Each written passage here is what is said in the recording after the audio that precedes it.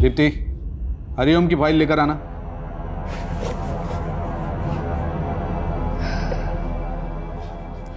Sir, मैंने ये case पढ़ा है, क्लाइंट से बात भी की है। ये उतना बड़ा केस नहीं है, छोटा मोटा फ्रॉड का केस है। अच्छा। सर, मैं आपके अंडर 2 साल से बहुत कुछ सीख रही हूँ। अगर आपको ठीक लगे तो क्या मैं ये केस देख सकती हूँ, हैंडल कर सकती हूँ? मैंने दीनानाथ की नहीं, हरिओम की फाइल मंगाई थी। जाओ, सही फाइल लेकर आओ। Sorry sir. 2 साल में केस के फाइल के बारे में पता नहीं और केस चाहिए इन्हें।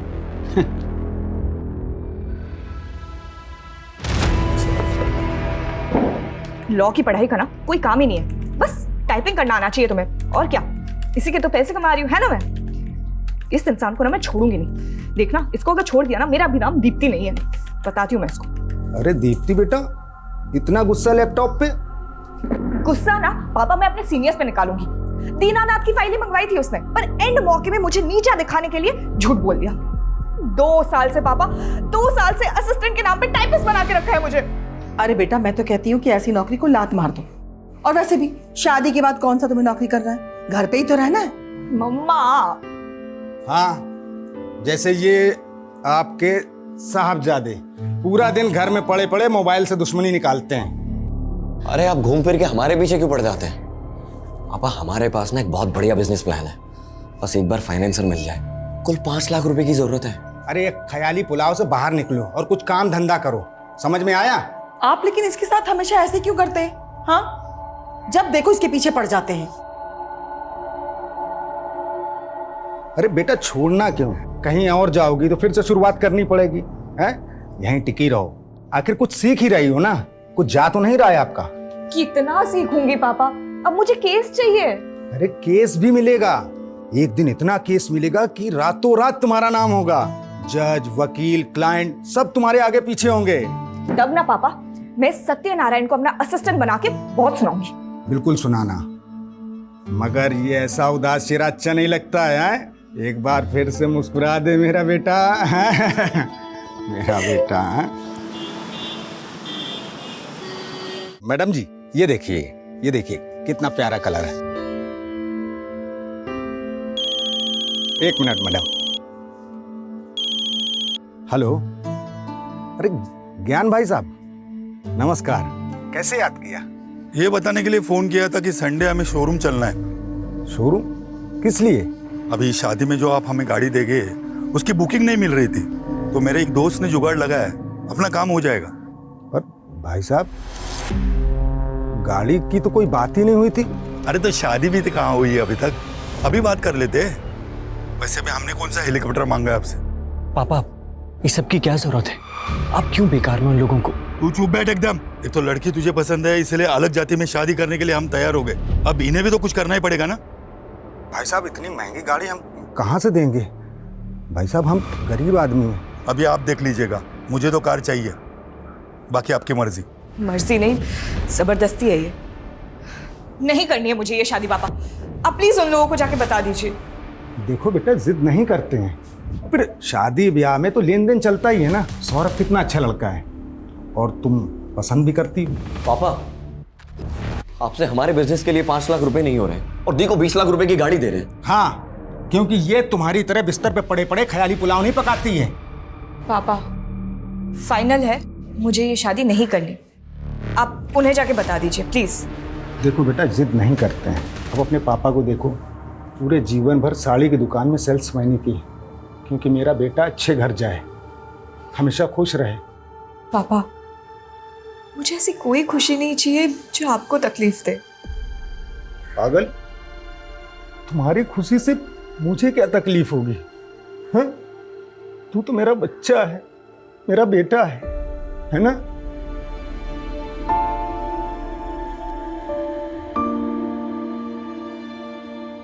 डॉक्टर, 6 साल हो गए हमारी शादी को और 1 साल से तो आपके चक्कर काट रहे हैं, फिर भी बच्चा नहीं हुआ।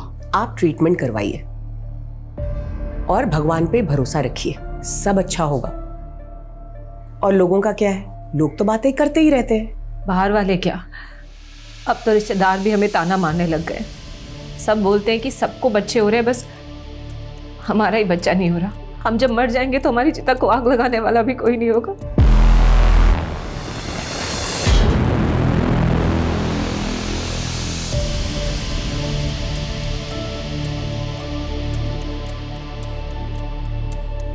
सुनिए, आपको डॉक्टर स्मिता ने जवाब नहीं दिया ना? देंगे भी कैसे? जिसका इलाज उसके हाथ में है, उसमें डॉक्टर कर भी क्या सकता है? अगर आप दोनों को भगवान में आस्था है तो मैं आपकी मदद कर सकती हूँ। पहले भी बहुत लोगों की कर चुकी हूँ। कैसी मदद? आप लोगों को बच्चा ही चाहिए ना? चारों तरफ भय का माहौल है। लखनऊ में जनता सड़क ही नहीं घर में भी असुरक्षित है। पता नहीं कब कहां से आकर वो हत्यारा उन्हें अपना शिकार बना ले।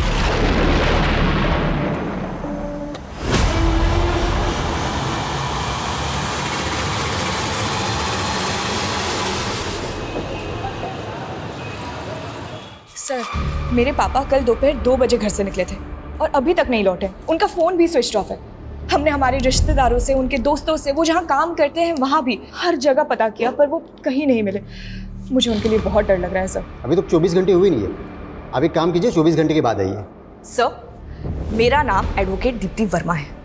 अगर आपके इस 24 घंटे की टाइमलाइन के चलते मेरे पापा को कुछ हुआ ना, तो याद रखिए आपको इसका जवाब कोर्ट में देना होगा। देखिए, 24 घंटे के पहले मिसिंग कंप्लेंट लेना बनता तो नहीं है, लेकिन फिर भी मैं लिख लेता हूँ।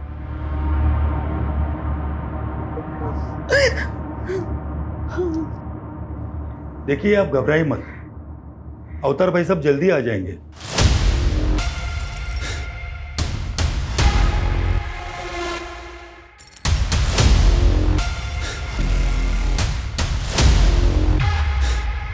ये सब ना आपकी वजह से ही हुआ है। आपके कार की डिमांड की वजह से पापा कितना परेशान रहते थे।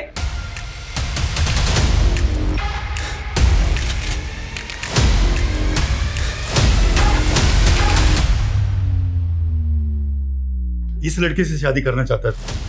इसे बोलने की तमीज भी नहीं है। चल भाई साहब,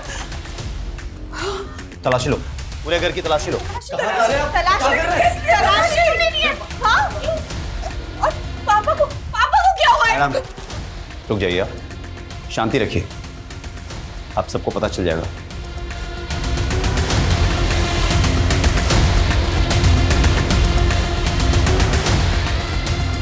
सर, ये गोल्ड और बेल्ट लगा पैसा और घड़ी मिली सर।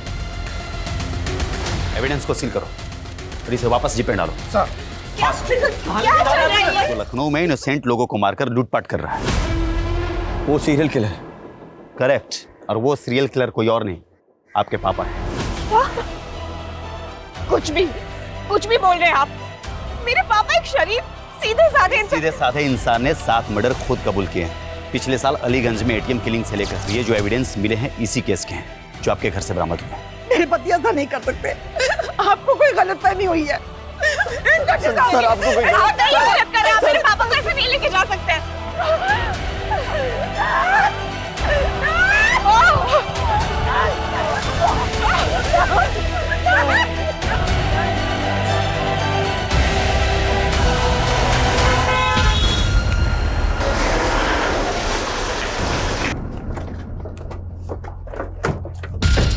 ध्यान से देखिए, ये है वो दरिंदा जिसने 7 मासूम लोगों की हत्या की है। अब कुछ कहना चाहिए इन मर्डर्स के मामले में? क्या आपको कभी किसी पर तरस नहीं आया? जवाब दीजिए, कुछ तो जवाब देकर जाइए। अवतार जी, आपको जवाब देने का जवाब दीजिए। ध्यान से देखिए, सारी की दुकान में काम करने वाला इतना साधारण सा दिखने वाला आदमी 7 मासूम लोगों का हत्यारा है। मेरे पापा जो किसी से ऊंची आवाज में बात तक नहीं करते, आपने उन्हें सीरियल किलर बना दिया। बनाया नहीं है, उन्होंने अपना जुर्म खुद कबूल किया है और खुद सबूत भी बरामद करवाया। कबूल नहीं किया, करवाया गया है, टॉर्चर करके। सब प्लीज आप। दीप्ति, मैंने ये केस बारीकी से पढ़ा है।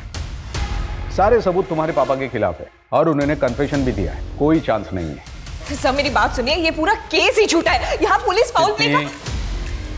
मैं ये केस नहीं लड़ सकता, सॉरी। सब बट मेरी।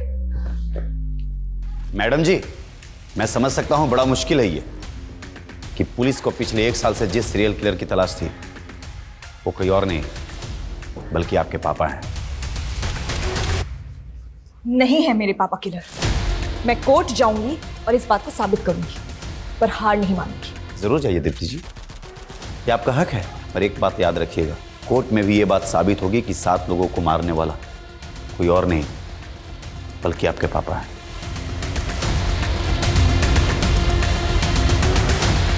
दीप्ति जी, क्या आपको कभी एहसास हुआ कि आपके पापा एक सीरियल किलर हैं जिन्होंने इतने लोगों की हत्या करी है? क्या आपको कभी उनसे डर लगा?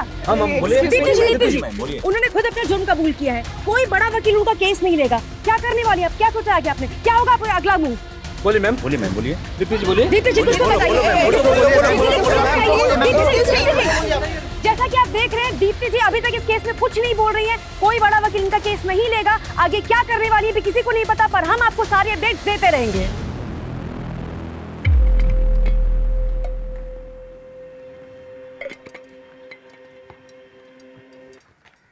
योर ऑनर, पुलिस ने मेरे पिता अवतार वर्मा को 8 अगस्त 2022 को किडनैप किया, टॉर्चर किया और जबरदस्ती उनसे वो जुर्म कबूल करवाए जो उन्होंने किए ही नहीं थे। ऑब्जेक्शन माय लॉर्ड, ये बिना किसी पुख्ता सबूत के पुलिस पर इल्जाम लगा रही है, जैसे पुलिस कोई किडनैपिंग गैंग चला रही है। मिस दीप्ति, आपने अपने पिता की मिसिंग कंप्लेंट लिखवाई थी? ये है मेरे पिता की मिसिंग कंप्लेंट की कॉपी जो हमने लिखवाई थी। बावजूद इसके पुलिस ने हमें 2 दिन तक कुछ इन्फॉर्म नहीं किया। कैसे इन्फॉर्म करता योर ऑनर? अक्यूज ने 2 दिन तक मुंह ही नहीं खोला। कौन है, कहाँ रहता है, क्या करता है?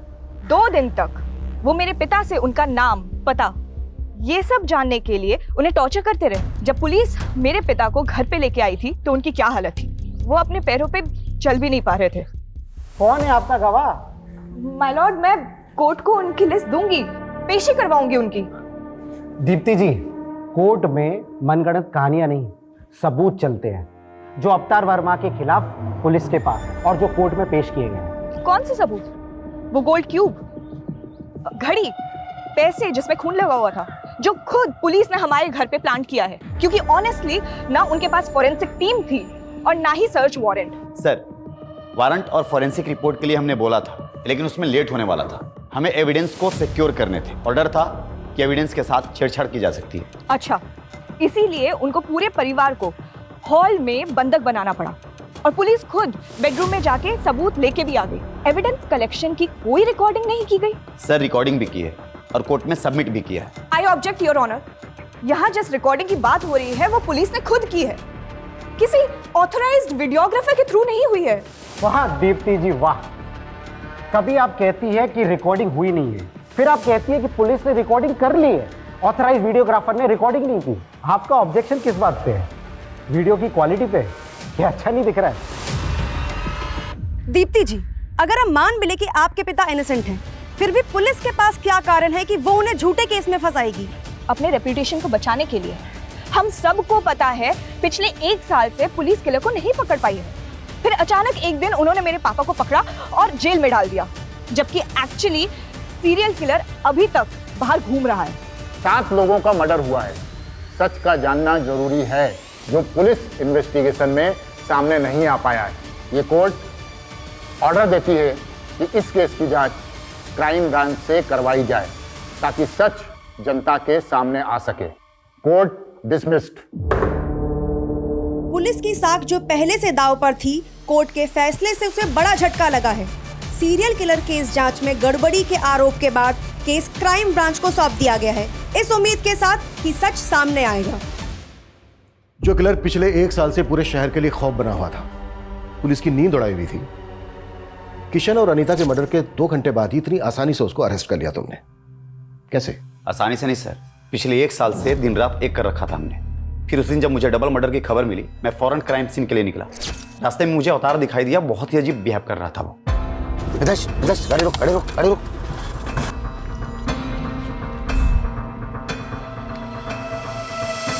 उसके कपड़ों पर खून लगा हुआ था। हम उसे पूछताछ के लिए पुलिस स्टेशन ले गए, जहां उसने कबूल किया कि मर्डर्स उसने ही किए और उसने मुझे यह भी बताया कि मर्डर वेपन कहां छुपाए हुए हैं। उसके बाद उसने इसके पहले 5 मर्डर भी एक के बाद एक कबूल किए।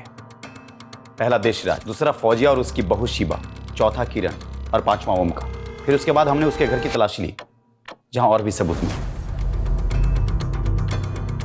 सर, हमने जब इन केसेस के सबूत और गवाहों को क्रॉस वेरीफाई किया तो सब मैच कर रहे थे। किशन और अनीता के घर से जो लूट हुई थी वो सारा सामान मिला? उसने सिर्फ ये बताया कि उसने गहने चुराए थे, तो वो अभी भागते वक्त कहीं रास्ते में गिर गए।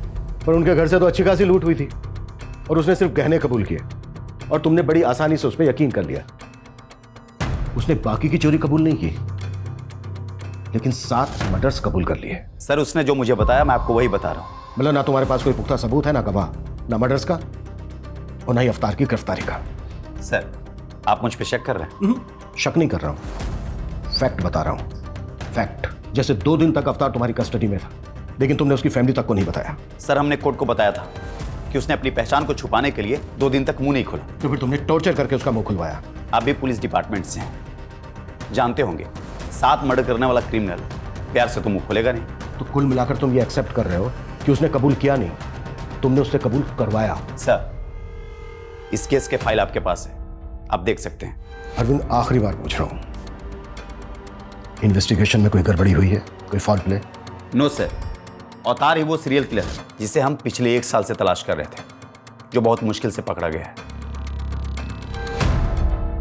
सर मैं तो अपनी बेटी दीप्ति की शादी के लिए पैसों का इंतजाम ना हो पाने की वजह से परेशान था। अरे भाई साहब ये पुराना सोना है, मेरी मजबूरी है इसलिए हम इसको बेच रहे हैं।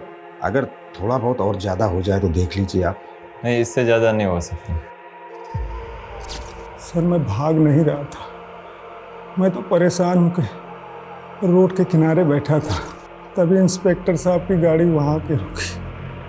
हेलो, यहाँ क्या कर रहा है?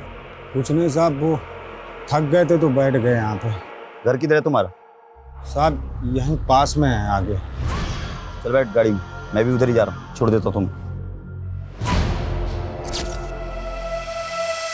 पीआई अरविंद का कहना है कि जब उन्होंने आपको पकड़ा तो आपके कपड़ों पर खून लगा था। किशन और अनीता के खून से सने वो कपड़े उन्होंने हमें दिए हैं, तो फिर खून कहाँ से आया? सर ये तो हमें नहीं मालूम सर, वो मुझे पकड़ के थाने ले गए और वहाँ उन्होंने हमारे सारे कपड़े उतरवा दिए और साहब 2 दिन तक हमारे साथ मारपीट करते रहे। बोले कि मैं जो कहता हूँ वो कबूल करो। चल पैंट खोल। अरे साहब अगर मैं कबूल नहीं करता तो सच में वो मुझे जान से मार देते साहब। किशन और अनीता के मर्डर के अलावा आपने 5 और मर्डर कन्फेस किए। ये तो मुझे पता भी नहीं था साहब, वो जहाँ बोलते गए मैं साइन करता गया। मुझे नहीं पता था कि वो मुझे सीरियल किलर बना देंगे साहब। और फिर वहाँ से वो मुझे मेरे घर ले गए, रुपए निकाल के लाए और साहब मुझे झूठे केस में फंसा दिया। लेकिन वैसे क्यों फंसाएंगे? उनकी कोई दुश्मनी है आपके साथ? साहब मेरी किसी से दुश्मनी क्यों होगी? मैं तो एक साड़ी की दुकान में मामूली सा सेल्समैन हूँ। मैंने जीवन में कभी चूहे नहीं मारे और मैं 7 खून क्यों करूँगा साहब? मैं क्यों करूँगा 7 खून? मेरी वजह से मेरी बेटी की शादी टूट गई साहब। इससे ज्यादा बुरा क्या होगा साहब? इससे ज्यादा मेरे लिए और क्या बुरा होगा? घबराइए मत, अगर आप सचमुच निर्दोष हैं कुछ नहीं होगा आपके साथ, हम बारीकी से जांच करेंगे। एक तरफ तुम कह रहे हो कि तुमने ठीक से कुछ देखा नहीं, अंधेरा था, ऐसा था वैसा था, इसके बावजूद तुमने पुलिस को बयान दे दिया कि तुमने अवतार को किरण का मर्डर करके उसके घर से भागते हुए देखा। क्यों? सर मैंने उसे मर्डर करते हुए नहीं देखा था, मैंने बस किसी को भागते हुए देखा था। और ये बात मैंने जब किरण का मर्डर हुआ तब पुलिस को बताई थी। उन्होंने मुझे एक फ़ोटो दिखाई और बताया कि तुमने जिस आदमी को देखा वो यही था। मुझे लगा अच्छा है पकड़ा गया। तुमने अपने भाई के किलर को देखा था? जी सर। ये वो हो सकता है सर, क्योंकि उस दिन मैं दुकान बंद कर रहा था और भैया गलियों में आगे निकल गए थे और जैसे मैंने उनकी चीखें सुनी, पीछे मुड़ के देखा तो एक आदमी भागता हुआ जा रहा था। भैया भैया क्या हुआ भैया? ये घड़ी तुम्हारे भाई की है? हाँ सर। पक्का है? इसमें भी डाउट है? ऐसी दिखती थी शायद सर। शायद। ये गोल्ड क्यूब तुमने बनाई है? हाँ नहीं मतलब मैं ज्वेलर हूँ तो ये तो काम है सर मेरा। गोल्ड क्यूब बनाने का? हाँ गोल्ड का मतलब गहने। विकास ऐसे नहीं बोले गए, इसकी भी क्यूब बनानी पड़ेगी। अरे नहीं सर मैं बताता हूँ, ये मैं नहीं बनाई थी सर। किसके कहने पर? वो याद नहीं है सर। अच्छे से याद करके बता। इसके कहने पर? नहीं। इसके कहने पर नहीं तो किसके कहने पर बनाई? और फिर झूठा बयान क्यों दिया पुलिस को कि इसके कहने पर बनाई है? अरे सर ये क्यों पुलिस ने ही बनवाई थी सर, और झूठा बयान भी पुलिस ने ही दिलवाया था। चल क्या हो गया सर? चल बता। अरे सर मैंने कुछ नहीं किया सर। अरे समझो सर बात को सर। मेरे करियर में यह पहली बार था कि हम अपने ही डिपार्टमेंट के अपने ही साथी की इन्वेस्टिगेशन का सच पता कर रहे थे, लेकिन लगातार पड़ला अवतार की तरफ झुकता जा रहा था। बावजूद इसके जांच में अभी तक सब कुछ 50-50 था।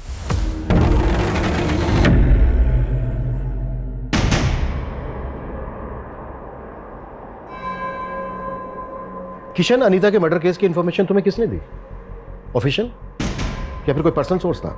उससे क्या फर्क पड़ता है सर? बताता हूं।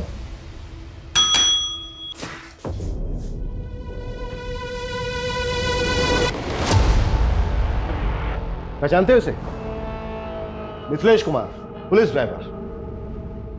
इसने पुलिस को इन्फॉर्म करने के बजाय अपने पर्सनल नंबर से तुम्हारे पर्सनल नंबर पर कॉल करके मर्डर की इन्फॉर्मेशन दी। मिथिलेश कुमार उर्फ तुम्हारा ड्राइवर, मिथिलेश कुमार उर्फ विक्टिम अनीता का मुंह बोला भाई।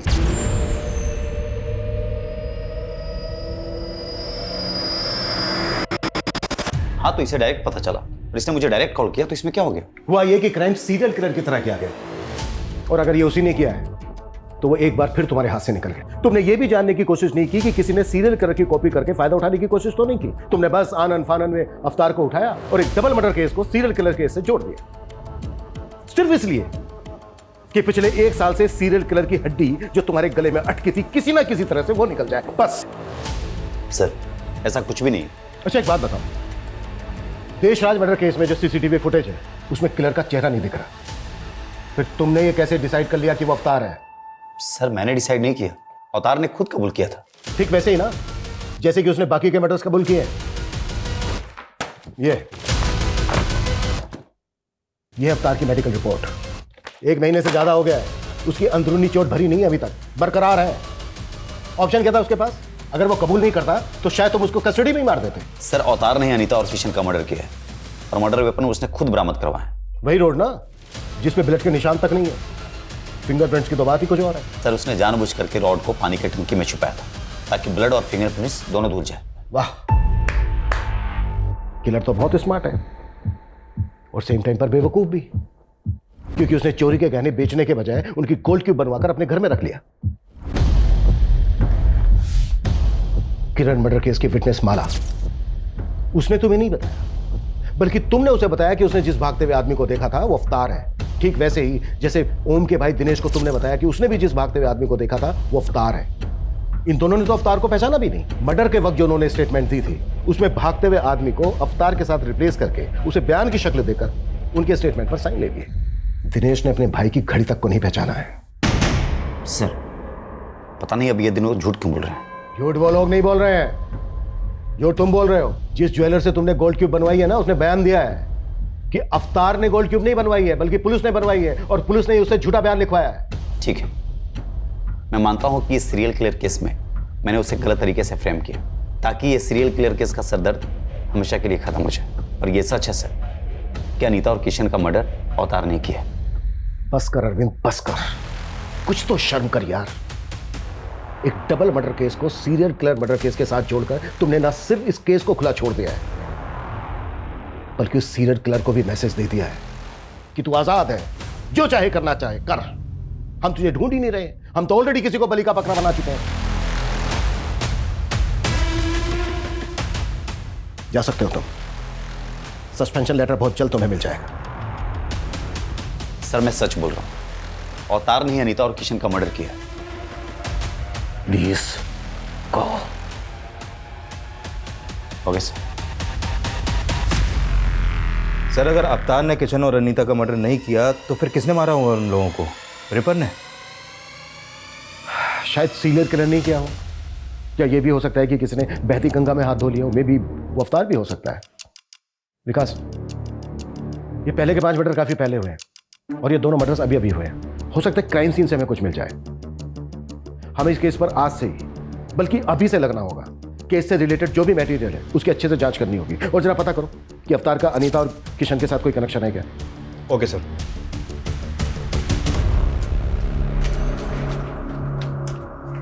गर्मा गर्म पकौड़े। ओह वाह। नो, हाथ गंदे है ना, पहले हाथ धो लो।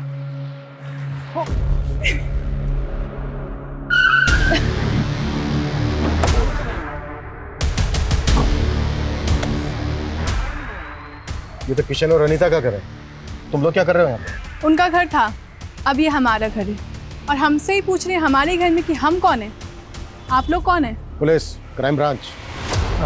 सर मैं शुभम मिश्रा हूँ और ये मेरी बीवी माधुरी, और मैं किशन का छोटा सगा भाई हूँ। भाई हो तो तुम्हारा अपना भी तो घर होगा, यहाँ क्या कर रहे हो? सर हम रेंट पर रहते थे, तो भैया भाभी के मर्डर के बाद ये घर खाली हो गया, और वैसे भी कुछ टाइम पहले तक हम यहीं रहते थे। तो फिर यहाँ से खाली करके गए क्यों? खाली किया नहीं था, करवाया था। जब तक वो लोग दुबई में थे तब तक हमसे रखवाली करवाई इस घर की, और जैसे ही वापस आ गए लात मार के निकाल दिया हमें। और वैसे भी सर अब तो ये घर खंडहर ही होता ना, उससे बेहतर है ना कि हम लोग यहाँ रह रहे हैं, कम से कम घर की देखभाल हो जा रही है। वो दुबई से आए क्यों वापस? सर वो आना ही था ना, अब दीदी के खर्चे इतने ज्यादा थे, कमाई इतनी कम थी, तो आना तो पड़ेगा ना। तुम काम क्या करते हो? मैं काम ढूंढ रहा हूँ सर। घर देखना है, मैं दिखाओ। चलिए चलो।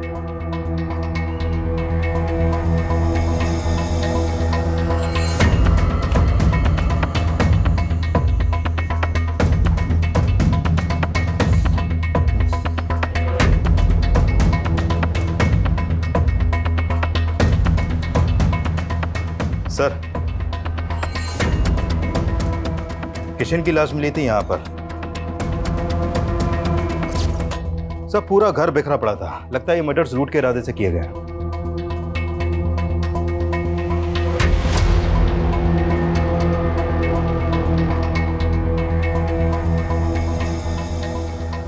बॉडीज को तुम लोगों ने पहले देखा था?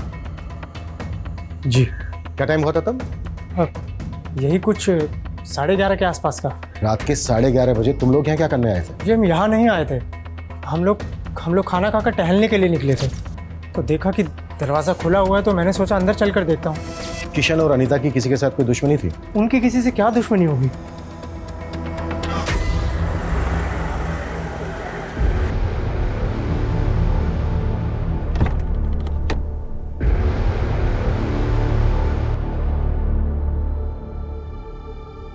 सर, अवतार जी कैसा महसूस कर रहे हैं आप घर वापस आकर? घर आकर और परिवार के लोगों से मिलकर बहुत अच्छा लग रहा है। सब आपके खिलाफ थे, पर आपकी बेटी ने आप पर भरोसा दिखाया। कुछ कहना चाहेंगे दीप्ति जी के बारे में? मैंने तो उम्मीद ही छोड़ दी थी, लेकिन मेरी बेटी दीप्ति ने मुझे बचा लिया, वरना मैं तो जेल में पड़े पड़े मर ही जाता। दीप्ति जी, पापा हमेशा से कहते थे कि मुझे एक बहुत बड़ा केस मिलेगा, और मुझे नहीं पता था कि मैं पापा के लिए केस लड़ूंगी।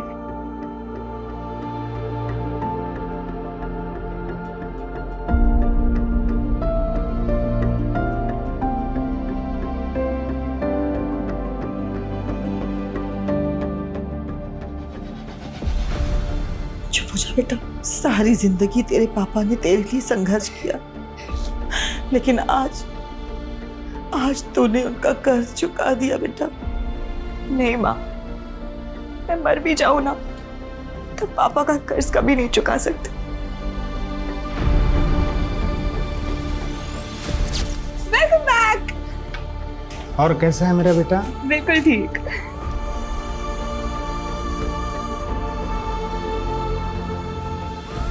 आज आने में आपने कुछ ज्यादा देर नहीं कर दिया? हाँ, कुछ आज एक्स्ट्रा काम था इसलिए थोड़ा लेट हो गया। वैसे पापा, सैटरडे संडे को आपको ऐसा क्या काम होता है? बेटा वही काम बेटा जिससे कुछ एक्स्ट्रा पैसे आ सके, ताकि हम आपको एक बड़ा वकील बना सकें। सर, ये किशन का भाई शुभम और उसकी पत्नी कुछ टेढ़ी खीर नहीं लग रहा है? टेढ़ी खीर तो है। इन दोनों पति पत्नी के बारे में पता करो। Okay sir. एक बात मुझे बहुत परेशान कर रही है। क्या सर? अगर अवतार सीरियल किलर नहीं है तो इसका मतलब यह है कि सीरियल किलर अभी भी आजाद घूम रहा है और वो किसी और को भी अपना अगला शिकार बना सकता है।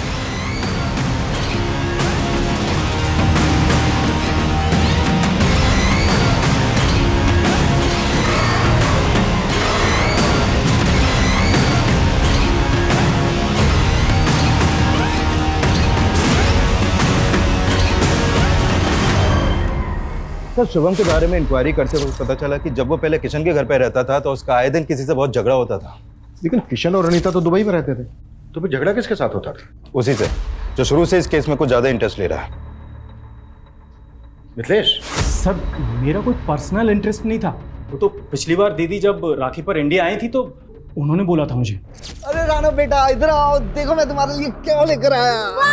थैंक यू ताऊ जी। एक मिनट, ये गिफ्ट तुम्हारी है? हाँ। नहीं तो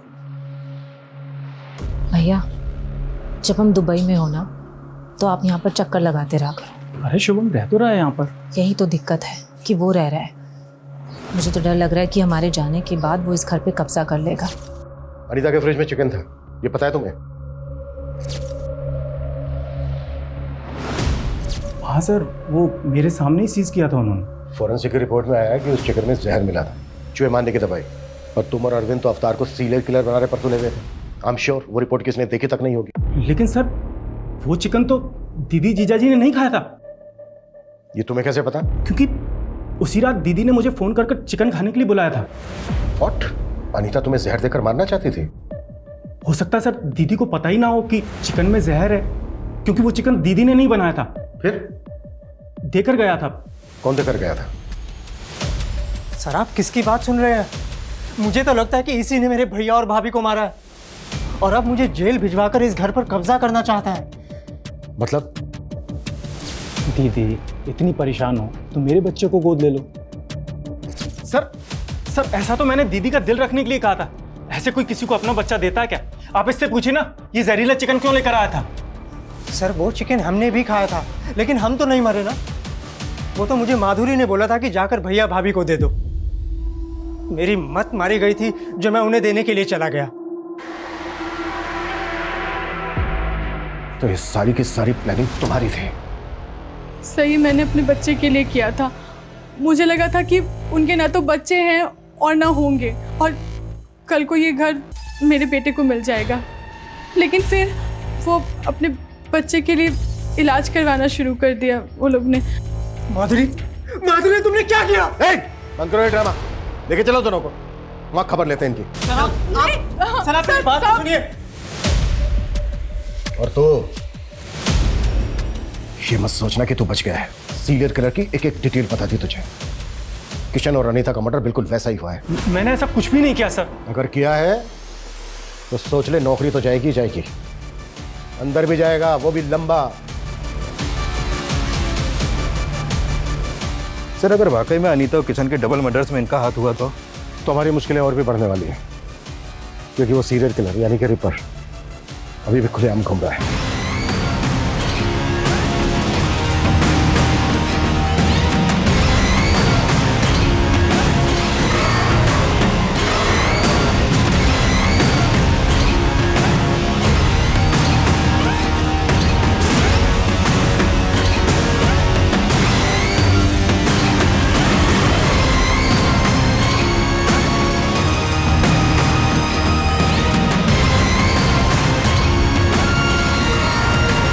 सर शुभम और माधुरी के पास मर्डर का मोटिव है और उस रात की इनकी एक्टिविटी से भी लग रहा है कि ये लोग मर्डर कर सकते हैं, लेकिन अभी तक इस बात पर अड़े हुए हैं कि इनका इस मर्डर में कोई हाथ नहीं है। शुभम और माधुरी तो सस्पेक्ट हैं ही, लेकिन हमें मिथिलेश को भी ध्यान में रखना होगा। एक बात मेरी समझ में नहीं आ रही है कि उन्होंने एक रैंडम आदमी अवतार को ही क्यों अरेस्ट किया? सर अवतार के बारे में कुछ और भी बातें पता चली हैं। ये बात सही है कि एक सिंपल सा आदमी है, साड़ी की दुकान में एक सेल्समैन है, लेकिन सर इसके अलावा ये 7-8 साल पहले थिएटर भी करता था। एक्टिंग का शौक था इसे। सैटरडे संडे इसके शो भी होते थे, लेकिन सर ये एक्टिंग में कुछ खास अच्छा नहीं था, इसलिए एक्स्ट्रा अर्निंग के लिए मेकअप आर्टिस्ट बन गया। इसके थिएटर के दोस्तों का कहना है कि मेकअप बहुत अच्छा करता था, कोई भी गेटअप ले सकता था, अलग अलग भेष बदलने में माहिर था ये।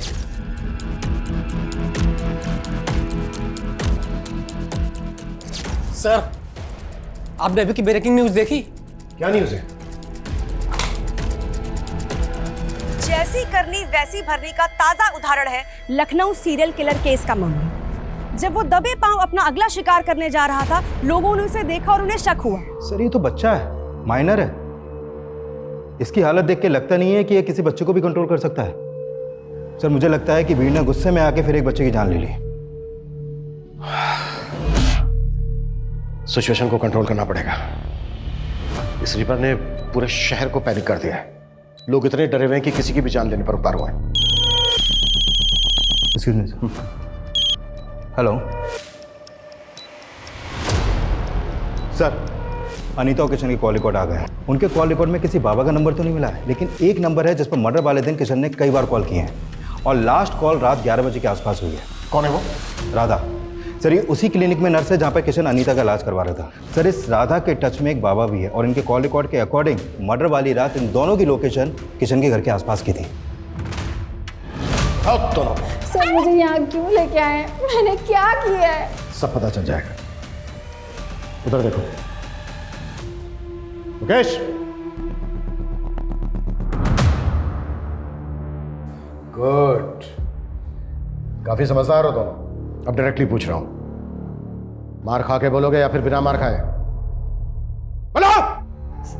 सर अनीता और किशन मुझे क्लिनिक में मिले थे। अगर आप दोनों को भगवान में आस्था है तो मैं आपकी मदद कर सकती हूँ। कैसी मदद? सर क्लिनिक ऐसी जगह थी जहाँ पर लोग बच्चे के लिए कितना भी पैसा लुटाने के लिए तैयार होते थे। मैं उन्हें बाबा की पट्टी पढ़ाती थी और फिर हम मिलकर उनको पूजा पाठ के नाम पर पैसे निकलवाने की कोशिश करते थे।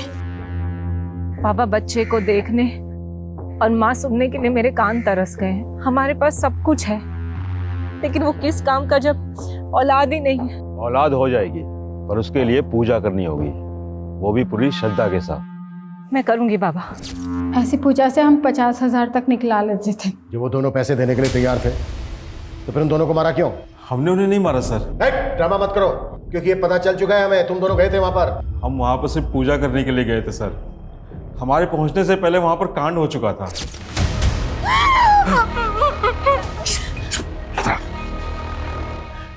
पागल हो यो, जो होना था वो तो हो चुका है, हम खाली हाथ क्यों जाएं?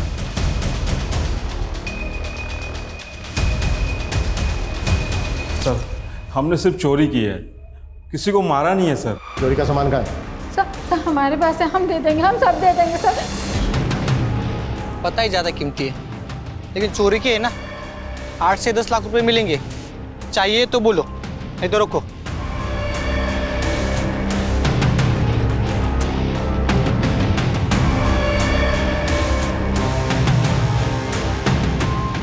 सर खबरी ने टिप दिया, अनीता की सोने की चूड़ियां चोर बाजार में बेची गई हैं। बेचने और खरीदने वाले की कोई इन्फॉर्मेशन? खरीदने वाले की है, बेचने वाले की वो बताएं। सर सर राधा और बाबा ने जो सामान चोरी किया था, वो सामान भी साड़ी भी मिली है, जो ठीक उसी दिन खरीदी गई थी जिस दिन अनीता और किशन का मर्डर हुआ था। इसमें सर स्लिप है, उसमें डेट भी पड़ी हुई है।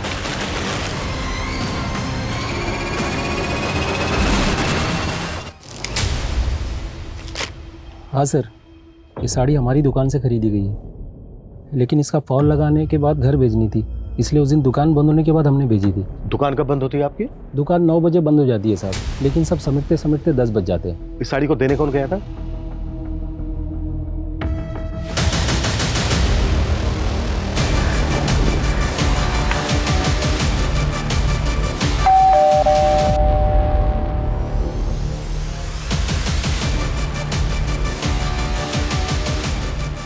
दीप्ति, तुम्हें अपने फादर को न्याय दिलवाना था ना? मिल जाएगा।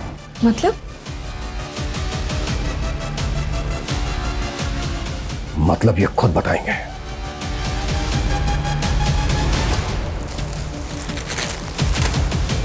ये है ना वो साड़ी जो तू अनीता को डिलीवर करने उसके घर गया था, और जब हमने तेरे से पूछा कि किशन और अनीता को जानता है क्या, तो क्या बोला तूने? कि तूने उनको कभी देखा नहीं। इतनी कमजोर याददाश्त है तेरी। देखिए आप मुझे फंसा रहे हैं। मैं मीडिया में जाके बोलूंगा कि आप लोग मुझे जबरदस्ती। अभी बाहर मीडिया से जाकर मैंने बोल दिया ना कि ये सारी की सारी प्लानिंग तेरी बेटी की थी। तो जितना टाइम लगा है ना उसे अपना नाम बनाने में, उससे कहीं कम टाइम लगेगा उसका नाम खत्म होने में। अब बोल, अकेले जेल जाएगा या फिर अपनी बेटी के साथ? दीप्ति, दीप्ति मेरी बेटी मेरी जान है। उसके लिए एक बड़े घर का रिश्ता आया तो मुझे लगा कि मेरी बेटी बड़े घर जाएगी तो जीवन भर खुश रहेगी, पर उन्होंने शादी में 20 लाख की कार मांग दी। मैं बहुत परेशान था, कुछ समझ में नहीं आ रहा था। फिर सेठ जी ने ये साड़ी डिलीवर करने के लिए दी और मैं सोचते सोचते कब वहाँ पहुँच गया। मैडम जी, आपकी साड़ी एक बार ठीक से चेक कर लीजिए। तभी मेरी नज़र उन गहनों में पड़ी। उसके गहने मेरे दिमाग में घूमते रहे कि अगर ये गहने मुझे मिल जाएंगे, मेरी बेटी की शादी अच्छी से धूमधाम से हो जाएगी। सीरियल किलर के बारे में टीवी में देखा था तो उनके सारे गहने ले लिए थे, पर मैं इतना डर गया था, डर के मारे इधर उधर भटक रहा था और तभी वहाँ पुलिस की गाड़ी आ गई। तू एक आम आदमी है, इतना बड़ा क्राइम करके तूने पुलिस को बेवकूफ़ बनाया, कैसे? सर, मेरी बेटी वकील है और उससे केस के बारे में बातचीत होती रहती थी, तो मुझे समझ में आ गया था कि पुलिस को कैसे घुमाना है। घुमाया तो बहुत तूने, लेकिन अब तेरी बारी है। देशराज, फौजिया, शिवा, किरण, ओम के मर्डर करने में तूने अपने मेकअप आर्टिस्ट होने का फायदा उठाया। चेहरा बदल बदल के मर्डर किए तूने ताकि कोई देखे भी तो बाद में पहचान ना पाए। साहब, मैं मेकअप आर्टिस्ट था, पर मैंने ऐसा कुछ नहीं किया जो इल्ज़ाम आप मुझ पे लगा रहे हैं। पहले उन लोगों ने मारपीट करके सीरियल किलर बनाया और अब आप भी वही कर रहे हैं। साहब, मैं मानता हूं कि मैंने अनीता और किशन को मारा है, बाकी मैंने किसी को नहीं मारा है। मैं सच बोल रहा हूं साहब। किशन और अनीता के मर्डर्स अवतार वर्मा ने कबूल कर लिए हैं, इसके पुख्ता सबूत भी है हमारे पास। पर बाकी के 5 मर्डर्स वो हमेशा की तरह डिनाई करता रहा। हालांकि हमने बहुत कोशिश की, पर साबित करना हमारे लिए आसान नहीं था। इसके बावजूद हम आज भी पूरी कोशिश कर रहे हैं उन केसेस को सोल्व करने की।